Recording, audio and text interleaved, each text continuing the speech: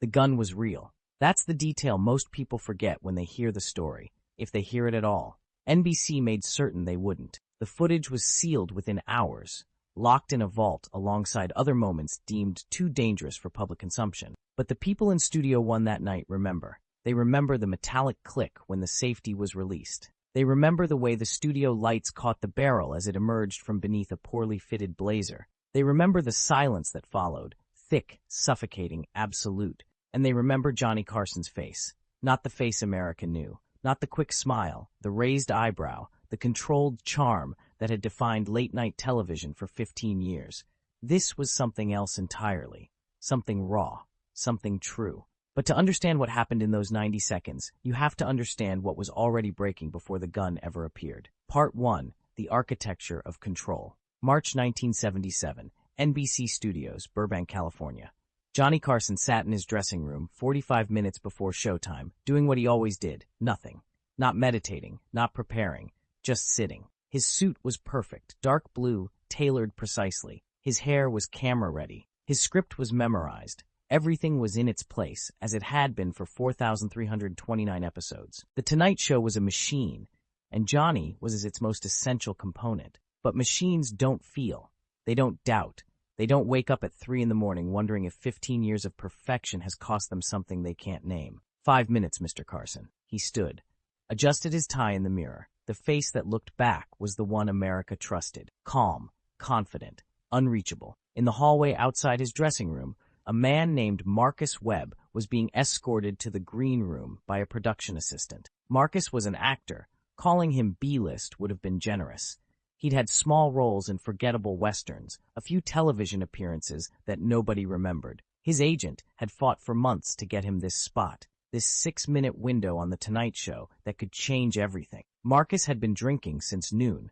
Not enough to slur his words. He was professional about it, but enough to convince himself that what he was about to do was inspired rather than desperate. The prop gun was tucked into his waistband, beneath a blazer that didn't quite fit. He'd taken it from the set of his latest film, a low-budget western that would never see wide release. The gun was real. Deactivated, supposedly, but real, heavy, convincing. His plan was simple. Pull it out mid-interview, make a joke about his new role as an outlaw, get a big laugh, make Johnny smile. Become memorable, become somebody. He had no idea that Johnny Carson had stopped finding anything funny 3 weeks earlier. The show opened as it always did. The curtain, the music, Doc Severance's trumpet cutting through the air like a promise. Ed McMahon's voice, "Here's Johnny!" A sound so familiar it had become invisible, like breathing. Johnny walked through that curtain with the same easy confidence he'd displayed 4,308 times before. The audience loved him. They always loved him. He could feel their affection like heat, like weight. It was the only thing that still felt real. The monologue went perfectly. 10 minutes of carefully crafted jokes about President Carter, about Hollywood, about nothing that mattered. The audience laughed in all the right places. Johnny delivered every line with the precision of a surgeon. When he finished, he sat at his desk and looked at the camera with that particular expression. Slightly amused, slightly above it all, completely in control. "We have a great show tonight," he said, his voice carrying that familiar warmth that wasn't quite warmth. "My first guest is an actor who's been in more westerns than Clint Eastwood has bullets. Please welcome Marcus Webb." The applause was polite, manufactured, the kind of sound that fills space without meaning anything. Marcus walked out, and Johnny knew immediately something was wrong. It wasn't obvious. Marcus was smiling, waving, playing the part. But Johnny had been reading people across this desk for 15 years. He could see the slight tremor in Marcus's hand, the way his eyes were too bright, too focused, the way he sat down with just a fraction too much force, like a man trying to convince himself he belonged there. Johnny felt something he hadn't felt in years. Genuine attention, not performance. Not the automatic responses that had become his second language. Actual, alert presence. "Marcus, welcome to the show," Johnny said, his voice easy, professional. "I understand you've been shooting a new western." "That's right, Johnny." Marcus's voice was steady, rehearsed. "Called Desert Reckoning. I play an outlaw, really getting into the role, you know, method acting and all that." The audience chuckled. Johnny smiled. But something in his peripheral vision caught his attention. A producer in the wings, watching with unusual intensity. Security personnel positioned closer than normal. They'd noticed it too. "Method acting," Johnny repeated, leaning back in his chair. How far do you take that? You're not robbing banks on your days off, are you? Another laugh. Marcus grinned, but there was something manic in it now. His hand moved toward his waistband. Actually, Johnny, funny you should mention that. What happened next occurred in segments, like frames of film separating, each one distinct and eternal. Frame 1, Marcus's hand emerging with something metallic. Frame 2, the audience's collective intake of breath. Frame 3, a security guard starting to move, too far away, too slow. Frame 4, Johnny's face, not afraid, not yet, just intensely, impossibly focused. Frame 5, the gun, fully visible now, reflecting studio lights. Marcus was still smiling. He thought this was going well. I brought a little prop from the set, he was saying, his voice too loud now, riding on adrenaline and whiskey. Thought I'd show the audience what a real outlaw, Marcus. Johnny's voice cut through the noise like a blade. One word, quiet, absolute. The gun was pointed, not quite at Johnny, not quite at the audience, but somewhere in between. Marcus's finger was near the trigger. Whether he knew it was loaded or unloaded, whether he understood what he was doing at all, these were questions that would be debated later in closed rooms by lawyers and executives. But in that moment, Johnny Carson made a decision that had nothing to do with protocol or safety briefings or rational thought. He stood up. The security guard shouted something. Stop, freeze, don't move. But Johnny was already moving. He walked around the desk, slowly, deliberately, his eyes locked on Marcus's face. Johnny? Marcus's smile was faltering now, confusion replacing bravado. Give me the gun, Marcus. Johnny's hand extended. Not grabbing, not aggressive, just there, open, waiting. The studio had gone completely silent. 20 million people watching at home saw Johnny's back, saw his arm extended, saw nothing else. But the studio audience saw his face.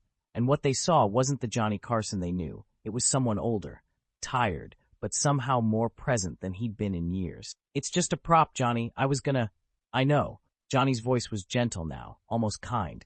I know what you were going to do, but we're past that now, so give me the gun. Marcus's hand was shaking. The gun wavered. For 3 seconds, an eternity, anything could have happened. The deactivated prop could have been faulty. Marcus could have panicked. Security could have rushed the stage and turned everything into chaos. But Johnny just stood there, hand extended, eyes locked on Marcus's face, waiting. And Marcus, desperate, drunk, terrified, placed the gun in Johnny's hand.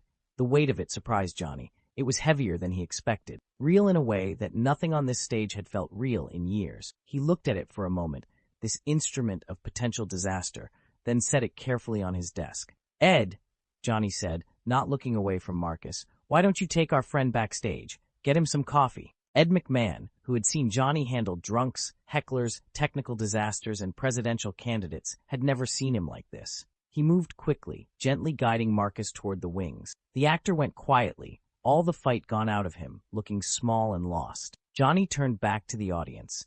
They were staring at him, mouths open, unsure if they should applaud or scream or simply leave. He looked at them for a long moment, and something passed between them that had never existed before. Not performance, not entertainment, but recognition. Human to human, raw and undefended. Well, Johnny said finally, and his voice was different now, stripped of its usual polish. That was unexpected. A few nervous laughs rippled through the audience. We're going to take a commercial break, he continued. And when we come back, honestly, I have no idea what we're going to do. But we'll figure it out. We always do. The cameras cut. The red lights dimmed. And Johnny Carson sat down at his desk, the gun still there in front of him, and put his head in his hands. Part 2. The weight of what wasn't said. They didn't go to commercial. That's what the audience never knew. The screens at home showed advertisements for dish soap and automobiles, but in Studio One, time simply stopped. The cameras were off, but nobody moved. The audience sat frozen, unsure if they were allowed to breathe. The crew stood in shadows, watching their host, their controlled, unshakable host, sit with his face buried in his hands. Fred de Cordova, the show's producer, appeared from the wings, moving fast. Johnny, we need to. Give me a minute, Fred. It wasn't a request. Fred stopped, stared, then backed away. Doc Severinsen set down his trumpet. The band members looked at each other, waiting for a cue that wasn't coming. Ed McMahon stood by the curtain, torn between checking on Johnny and dealing with Marcus, who was now crying in the green room, being questioned by security. Johnny lifted his head. His eyes found the gun on his desk. He picked it up again, felt its weight, turned it over in his hands. A prop master appeared from nowhere. Mr. Carson, I can take that. Is it loaded? The prop master hesitated. We need to check it, sir. Check it now. The man fumbled with the gun, his hands shaking. He opened the chamber. His face went white. Sir, there are 3 rounds in here. The studio exhaled as one. Someone gasped. A camera operator said, Jesus Christ. Johnny stared at the gun. 3 bullets. Not a full cylinder, but enough. More than enough. He'd walked toward a loaded weapon, extended his hand, trusted his ability to read a desperate man's face over every protocol, every reasonable precaution, and he'd been right, or he'd been lucky, or, and this was the thought that settled over him like cold water, he hadn't cared which. Clear the stage, Johnny said quietly. Johnny, we still have 40 minutes of show. Clear the stage. Fred de Cordova had worked with Johnny Carson long enough to recognize the immovable object beneath the polite tone. He nodded to the crew. They scattered like birds. The audience, someone started. Stays. Johnny stood, turned to face the 300 people sitting in darkness. You all stay. He walked to the edge of the stage, stood at the boundary between performance and reality. The studio lights were harsh, revealing every line on his face, every year of carefully maintained composure. I need to tell you something, he said. His voice was different now, not the practiced cadence of late-night television, but something rougher, more immediate. And then NBC is going to ask you to forget it. They're going to tell you it was a technical error, or a rehearsal bit gone wrong, or they'll give you tickets to another show and free parking for a year. And most of you will take that deal because it's easier than carrying around what actually happened here tonight. The audience was perfectly still, hanging on every word. That gun was loaded, 3 rounds. I didn't know that when I took it. I should have. I should have let security handle it. But I didn't because... He paused, searching for words that had never been part of his vocabulary on this stage. Because for the first time in 15 years, I felt something real happening, and I wanted to be part of it rather than just narrating it from a safe distance. A woman in the 3rd row was crying. Johnny couldn't remember the last time someone had cried during his show for reasons that weren't scripted. That man, Marcus, he's not a bad person. He's desperate, and desperate people do things that don't make sense because they're drowning. And when you're drowning, you'll grab onto anything, even if it pulls you down faster. Johnny looked at his hands. Steady. They'd been steady when he reached for the gun, and they were steady now. That should mean something, he thought, but he didn't know what. I'm telling you this because in about 5 minutes, some network executives are going to come down here and make this disappear. They're good at that. Making things disappear. Making things smooth, safe, entertaining, and they're right to do it. Can you imagine if this footage got out? The lawsuits alone would. He stopped, shook his head. But before it disappears, I need someone to know it happened. Really happened. Not the version they'll craft. The real thing. He walked back to his desk, picked up the gun again. It felt lighter now, or maybe he felt heavier. I've been doing this show for 15 years, he said, more to himself than to the audience. 5 shows a week, 50 weeks a year. I don't even know how many hours I've spent in this chair, saying things I don't mean to people I'll never see again, laughing at jokes that aren't funny, pretending that this, he gestured at the stage, the lights, the cameras, means something beyond Thursday night ratings. Doc Severinsen was watching from the band section, his face unreadable. Ed McMahon had moved closer, protective, worried. And it doesn't, Johnny continued, mean anything, I mean. Not really. It's television. It's entertainment. It's a way to sell soap and cars and beer to people who work hard all day and just want to forget their lives for an hour before bed. That's not a criticism. It's just the truth. And I've been fine with that truth for a very long time. He set the gun down carefully, precisely in the exact center of his desk. But tonight, that man walked onto my stage with a loaded weapon, and I had 90 seconds where everything was real. The danger was real. The choice was real. The consequences were real. And his voice caught. He stopped, collected himself. I realized I've been choosing the safe thing for so long that I forgot there were other options. The silence that followed was different from any silence that had ever existed on The Tonight Show. It wasn't dramatic. It wasn't pregnant with punchlines. It was just quiet. The kind of quiet that exists between people who've witnessed something together and don't quite know how to speak about it yet. All right, Johnny said finally, and now his voice had some of the old polish back, the performance mode sliding into place like armor. That's enough honesty for one night. NBC is absolutely going to fire me for this. A few nervous laughs. You're all going to sign non-disclosure agreements. This footage will be locked away, and tomorrow night I'll be back in this chair, telling jokes about politics and Hollywood gossip, and we'll all pretend this never happened. He looked directly at the camera, the one that wasn't recording, that would never record what he was about to say. But it did happen, and I'll remember. And somewhere, in whatever comes next, whether that's another 15 years in this chair or walking away tomorrow, I'll remember that for 90 seconds I stopped performing and just acted, made a choice that was mine, real, unscripted. He smiled then, not the Johnny Carson smile, but something smaller, sadder, more genuine. Thank you for being here tonight. Really here. Not just audience members, but witnesses. Part 3. The Architecture of Forgetting. The executives arrived 8 minutes later. There were 4 of them, moving with the coordinated urgency of people who've rehearsed this scenario, even though they prayed it would never happen. They had clipboards. They had lawyers. They had a carefully prepared statement that transformed chaos into acceptable narrative. The audience was ushered out through a side door. Each person handed a form and a pen, told that their silence was appreciated and would be compensated. Most signed without reading. A few hesitated, looking back at the stage where Johnny still sat, the gun still visible on his desk. They signed anyway.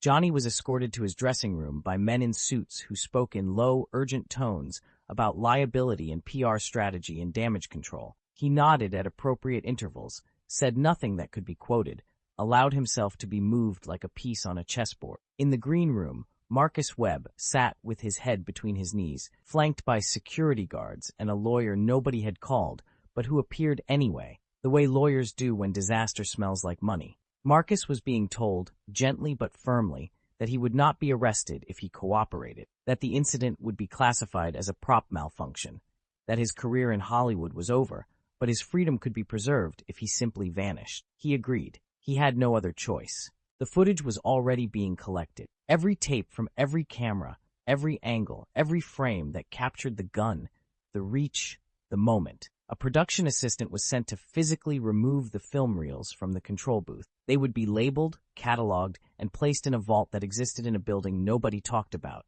alongside other moments NBC had decided never happened. By midnight, the gun itself had been destroyed, melted down in a facility that specialized in making problems material disappear. No evidence, no weapon, no story. Fred de Cordova found Johnny in his dressing room an hour after the executives had left. Johnny was still in his suit, still camera-ready, staring at nothing. "They want you to take tomorrow off," Fred said. "Give everyone time to process. I'm doing the show tomorrow." "Johnny, I'm doing the show tomorrow, Fred." Fred sat down heavily. He'd been producing The Tonight Show for 8 years, had seen Johnny handle every crisis with the same controlled professionalism. But this was different. Something had broken tonight, or broken open, and Fred wasn't sure which was more dangerous. "What were you thinking?" Fred asked quietly, walking toward a man with a gun. Johnny was quiet for a long moment. "I was thinking that if something happened at Inland, at least it would be real." "Don't worry, Fred. I'm not suicidal. I'm not reckless. I'm just—" He searched for the word. "Tired. Tired of being safe. Tired of being controlled. Tired of spending every night pretending that none of this costs anything. It costs millions of dollars in advertising revenue and employs 200 people. I know." Johnny stood, began removing his jacket. "And tomorrow night I'll be back, and those millions will keep flowing, and those 200 people will keep their jobs. Because that's what I do, Fred. I show up. I perform. I'm reliable. The machine keeps running." He folded the jacket carefully, precisely, and set it on the chair. "But tonight, for 90 seconds, I wasn't the machine. I was just a man making a choice. And even if nobody remembers it, even if the footage is locked away forever, even if Marcus Webb disappears and the audience signs their forms and we all agree it never happened, I'll know. I'll remember what it felt like to be present in my own life instead of performing it." Fred had no response to that. He stood, moved toward the door, then paused. "For what it's worth," he said, "I think you saved that kid's life tonight. Not from the gun, from himself. You gave him an out when he'd backed himself into a corner. That's not nothing, Johnny." After Fred left, Johnny sat in the silence of his dressing room, surrounded by photos of himself smiling with presidents and movie stars and musicians, an entire wall of evidence that he'd been somewhere, done something, mattered somehow. He remembered the weight of the gun in his hand, the way Marcus's eyes had looked, frightened and grateful all at once. The sound of the audience breathing, really breathing, not the polite inhale-exhale of entertained viewers, but the desperate gasp of people witnessing something they couldn't categorize. And he remembered his own voice, stripped of performance, saying words he hadn't planned. "Give me the gun, Marcus." Not charming, not clever, just direct, human, real. He wondered if he'd ever find a way to speak like that again. Part 4. The Performance of Normalcy. The next night, Johnny Carson walked through the curtain at exactly 11:30 p.m., and America had no idea anything had changed. The monologue was flawless.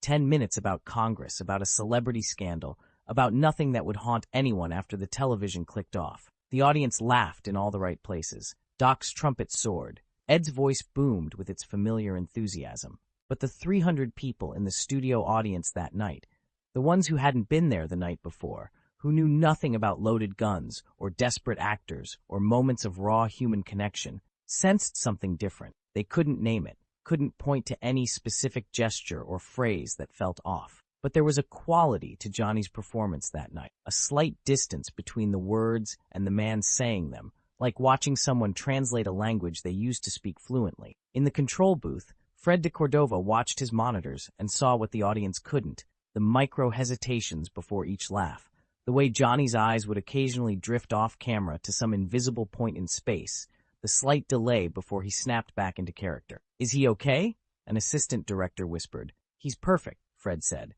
and he was. Technically perfect. Every cue hit, every line delivered, every transition smooth. But Fred had been watching Johnny long enough to recognize the difference between authentic and performed authenticity. The first guest was a comedian promoting a new film, harmless, safe, funny. Johnny laughed at the appropriate moments, set up the perfect straight lines, made the comedian look good. It was a masterclass in professional hosting. But during the commercial break, when the cameras cut and the comedian relaxed, Johnny sat completely still, staring at the spot on his desk, where 24 hours earlier a loaded gun had rested. "Mr. Carson, we're back in 30 seconds. He blinked, smiled, became Johnny again. The show ended at 1 a.m. Johnny did his golf swing, his signature goodbye, performed 4,330 times now. The audience applauded, the cameras pulled back, the lights dimmed. And Johnny Carson walked off his stage knowing that nobody watching at home had any idea that anything had ever been different. Epilogue. What remains? The footage was never destroyed. That's the detail that matters, even though almost nobody knows it. NBC said it was destroyed, reported it as destroyed, filed the paperwork confirming its destruction. But somewhere in a vault that exists in a building nobody talks about, there are 7 reels of film that capture 90 seconds nobody was supposed to remember. 3 people have seen that footage since March 1977, an archivist who cataloged it in 1989, a legal consultant who reviewed it for a potential documentary in 2003, and Johnny Carson himself, 2 weeks before his final episode in 1992. He requested the footage specifically, watched it alone in a private screening room, no witnesses, no record of the viewing. What he thought while watching, what he felt seeing his younger self walk toward that loaded gun, nobody knows. He left no notes, made no comments, simply returned the reels to their vault and walked away. But people who saw Johnny in his final weeks as host noted something different about him, a looseness that hadn't been there before,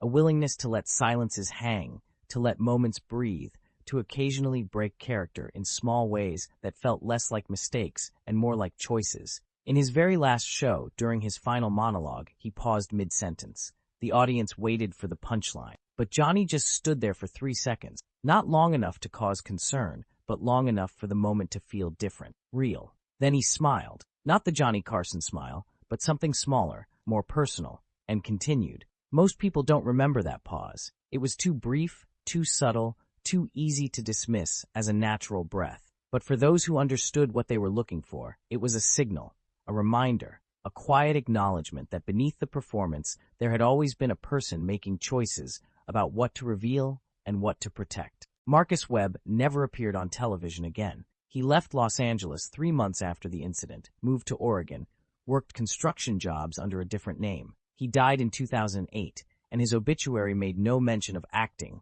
Hollywood, or The Tonight Show. But in a box of his possessions, his daughter found a letter, unsent, undated, written in shaky handwriting on lined paper. It was addressed to Johnny Carson and said only this: "Thank you for seeing me when I couldn't see myself. Thank you for knowing what I needed even when I didn't. Thank you for the 90 seconds when someone treated me like I mattered more than the disaster I was becoming." The letter was never delivered. Johnny died in 2005, 7 years before Marcus's daughter found it. But perhaps that doesn't matter. Perhaps what matters is that Marcus wrote it, that he carried the memory of that moment for 31 years, that he understood, even if nobody else did, what had actually happened on that stage. A transaction of humanity. A moment when two men, caught in their own separate desperations, met each other without performance, without pretense, without the machinery of entertainment mediating their interaction. 90 seconds that were real in a place designed for everything but reality. The gun was real.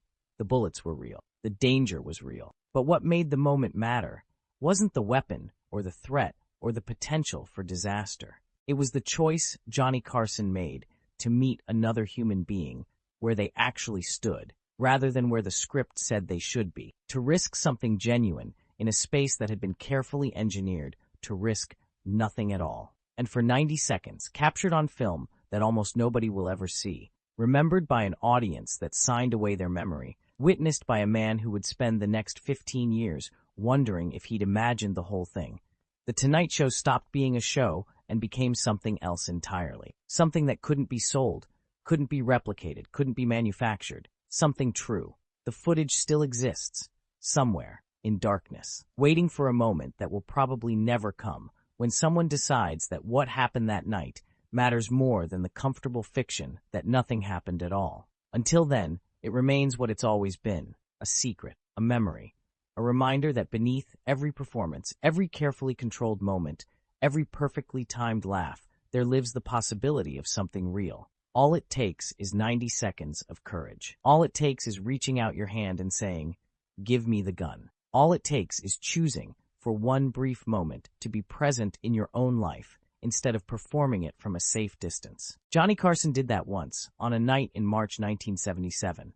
And though almost nobody remembers, though the evidence has been locked away, though the story has been reduced to rumor and speculation, it happened. It was real. And real, in a place like that, is the rarest thing of all.